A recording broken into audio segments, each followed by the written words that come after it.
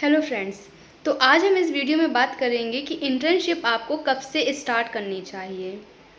देखिए, मैं जब इंटर्नशिप करने के लिए गई तो मेरा लास्ट ईयर था, लेकिन जो मैंने गलती की है मैं आपको इस वीडियो से बताऊंगी कि आपको इंटर्नशिप करने से पहले ये गलतियां नहीं दोहरानी हैं। देखिए, अगर आप एलएलबी कर रहे हो तो फिर अगर आपका फर्स्ट सेमेस्टर है, फर्स्ट सेमेस्टर में आपने मतलब फर्स्ट ईयर में आपने एडमिशन लिया है, तो मैं तो आपको सजेस्ट करूँगी आप जो भी आपके संबंधित न्याय मतलब कोर्ट है, या सिविल कोर्ट हुआ या डिस्ट्रिक्ट कोर्ट हुआ, तो आप वहाँ पे जाइए, किसी भी सीनियर्स के अंडर में बैठिए, आप उनसे बात करिए। सर, मेरा फर्स्ट ईयर है और मैं क्या नाम है इंटर्नशिप करने के लिए मतलब आई हूँ, तो मैं कब से स्टार्ट कर दूँ। अगर आपके सिविल कोर्ट है तो भी आप मतलब इंटर्नशिप स्टार्ट कर सकती हो। मेरा ये मानना है कि अगर अगर आप मतलब अगर नीचे से शुरुआत करेंगे तब आप ऊपर तक जा पाओगे। यानी मतलब हाई कोर्ट अगर आप डायरेक्ट जाके इंटर्नशिप करोगे तो नॉट दिस इज़ इनफ। अगर आप सिविल कोर्ट से स्टार्ट करोगे तो आपको सारी चीज़ें समझ में आएंगी कि क्या नाम है मुकदमा कैसे फाइल किया जाता है, चार्जेस स्टेज क्या होती है, एविडेंस स्टेज क्या होती है, आपको सुनने को मिलता है, आपको देखने को मिलता है। फाइल मतलब एक होता है ना कि बिल्कुल जब हम नर्सरी क्लास में एडमिशन लेते हैं तो 1 2 3 4 5 मतलब सीखते हैं, ABCD सीखते हैं, छोटा बड़ा सीखते हैं।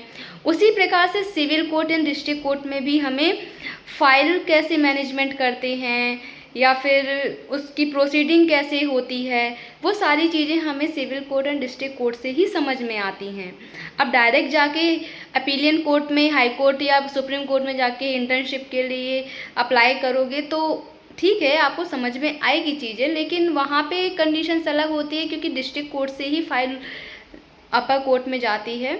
जब भी यहाँ डिस्ट्रिक्ट कोर्ट से कोई रिजेक्ट हो जाता है मामला, या फिर मतलब किसी को जो भी पक्षकार होते हैं, एक विपक्ष होता है, एक पक्ष विपक्ष तो दोनों साइड से ही होते हैं, तो जो भी अपना मतलब अपना पक्ष हारता है तो वो दूसरी कोर्ट में चला जाता है, अपीलीय कोर्ट में। अपील करने का अधिकार हर किसी को है। तो मेरा ये है कि अगर आप इंटर्नशिप करते हुए तो आपको ये सारी चीज़ें पता होनी चाहिए कि हमें शुरुआत कहाँ से करनी है। आप अपने क्षेत्राधिकार के कोर्ट में जाइए, सिविल कोर्ट है, डिस्ट्रिक्ट कोर्ट है, तो आप वहाँ पे जाके किसी सीनियर के अंडर में उनसे बात करिए और उनसे बात करके फिर आप कोई मतलब जो भी आपको डे समझ में आए उस डेट से आप इंटर्नशिप स्टार्ट कर सकते हैं। आपको काम करने में मज़ा भी आएगा, देखते देखते आप चीज़ों को समझेंगे, डायरी मेंटेन कैसे करते हैं, कोर्ट में जाने के बाद आपको कोर्ट के अंदर एंटर कैसे करने हैं, जज के सामने आपको किस तरीके से अपीयर होना है। तो ये सारी चीज़ें छोटी छोटी जो होती हैं, बेसिक चीज़ों से ही इंटर्नशिप स्टार्ट होती है। जो आपको प्रैक्टिकल नॉलेज दे सकती है वो आपको किसी किताबों में नहीं मिलेगी। अगर आप इंटर्नशिप करते हैं और अगर आपको किताबों में जो चीज़ नहीं दिखाई दे रही है वो आप एज अ प्रैक्टिस में, एज अ इंटर्नशिप में सीख सकते हैं। उसके बाद फिर अगर आप डायरेक्ट पढ़ते हैं, बुक्स को पढ़ते हैं, तो आपको वो चीज़ें ईजी लगेंगी और आपको समझ में आएगा। तो मेरा ये है कि आप इंटर्नशिप करिए। मैं तो अपने टाइम पे काफ़ी लेट हो गई थी, मैं तो लास्ट ईयर में गई थी, एटलीस्ट मेरा तो फाइनल ही हो गया था। मेरे को सिर्फ इनरोलमेंट के लिए मैं वेट कर रही थी कि मेरा इनरोलमेंट हो, उसके बाद फिर मैं इंटर्नशिप के लिए, मुझे कोई बताने वाला नहीं था, मुझे कोई गाइड करने वाला नहीं था, इसलिए मैंने जो गलती मैंने की है मैं चाहूँगी कि आप लोग ना करें।